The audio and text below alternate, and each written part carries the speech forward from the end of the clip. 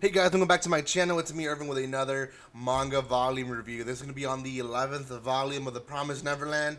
This is the latest volume that you can actually buy physically.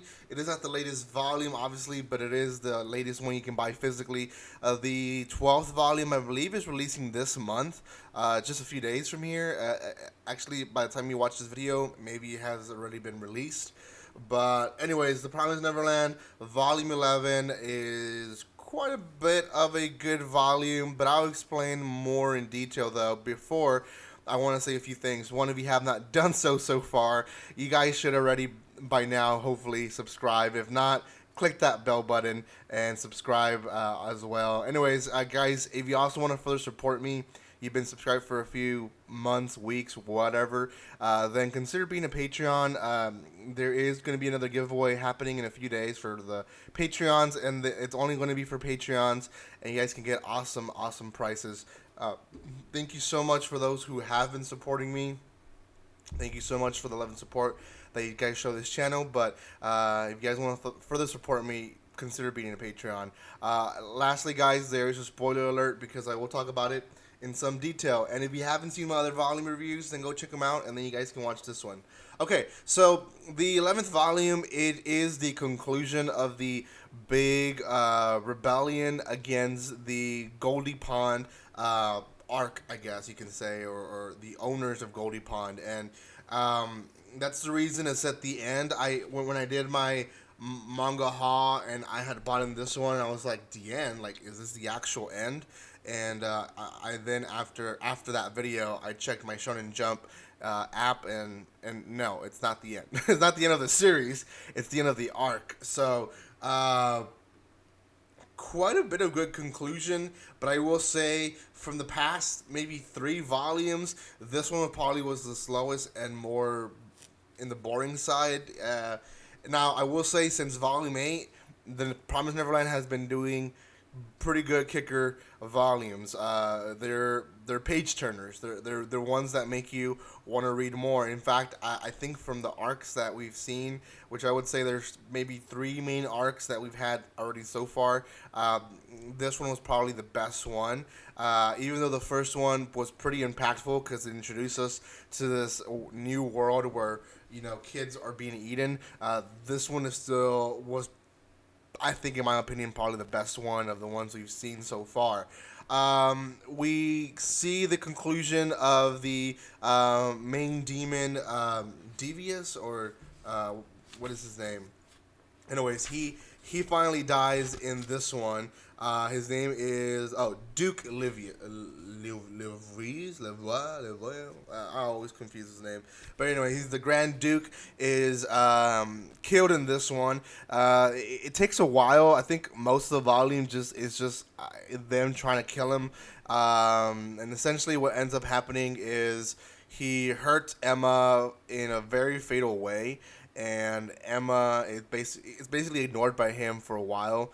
And everyone starts shooting at him at once, and Emma also shoots with the gun that she came from the hideout. And if you don't remember that gun only had gas tiers, and it also had a flash setting to it. So she throws a flash bullet towards him, and he doesn't realize it until it's too late, and it blinds him again, and then he's shot to his death.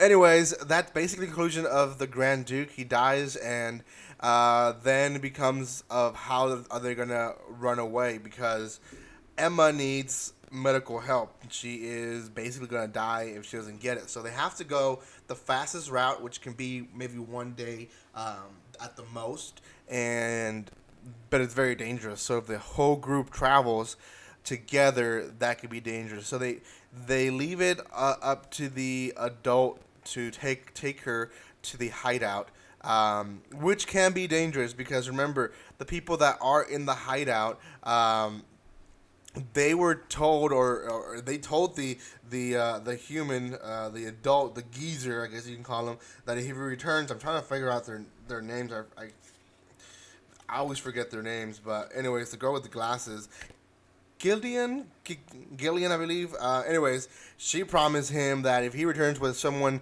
dead or someone missing, she's gonna destroy the entire thing. So he kind of blows that off pretty easily, and then we completely skip the whole journey of everyone, and Emma wakes up, and it's been weeks later. So it moved a little bit fast. We didn't see basically the dangers that everyone else passed returning back to the hideout.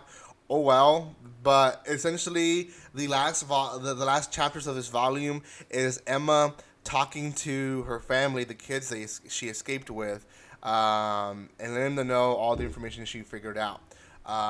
That Minerva is possibly already dead. He's probably not alive.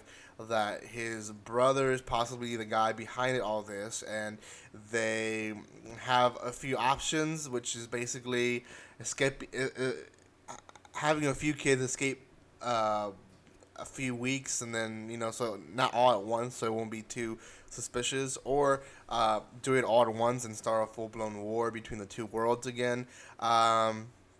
Or the third option, which is the option that kind of has been floating around, and she kind of explains it in some detail, but essentially is to go look for the Seven Walls.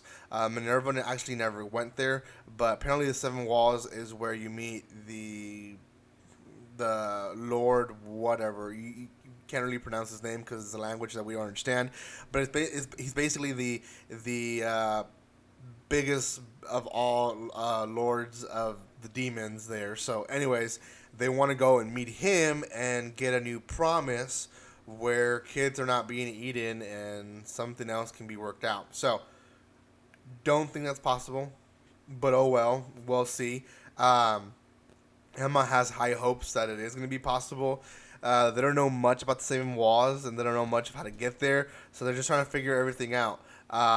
Phil and the smaller kids are still with mom at their farm, and yes, things are just going to be basically up in the air for now. I'm excited to start volume 12. I actually have not started it. This one wasn't really of a hook, to be honest, that it didn't make me want to start volume 12 as quickly as possible. So I will start it today, but I'm wondering where they're going to take the story, to be honest. I know they're trying to get to the Seven Walls, but how to do that, I don't know how they're going to do that. I think they're going to try to communicate with some of the other humans that Minerva left contact with, but we'll see what happens then.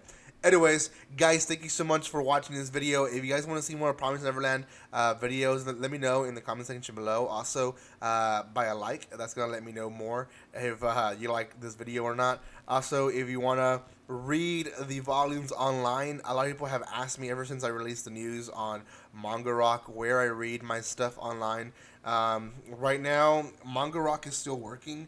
They haven't completely shut down their app. They'll still be releasing new chapters until they completely revamp their brand, and then that's when they'll shut down everything when it comes to the app. You just cannot download it anymore. So if you've never downloaded the app, you just can't get it anymore.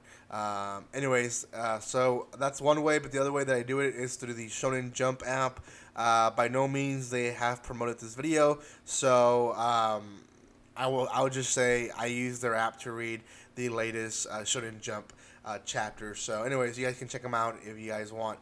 Thank you guys so much for watching this video. If you guys want to further support me, you guys can do that by becoming a Patreon and helping with just a few bucks a month, and I can get to a few goals. My next bigger goal is to get a green screen, so when I go live for you guys won't see the entire background, which does take away quite a bit of the screen. So I just want to showcase my body, which I know it's big, but not as big as the entire screen. So anyways, thank you guys so much for watching this video, and if you want to watch more The Promised Neverland videos, go check them out in my channel, and like always, don't be strangers. See you guys.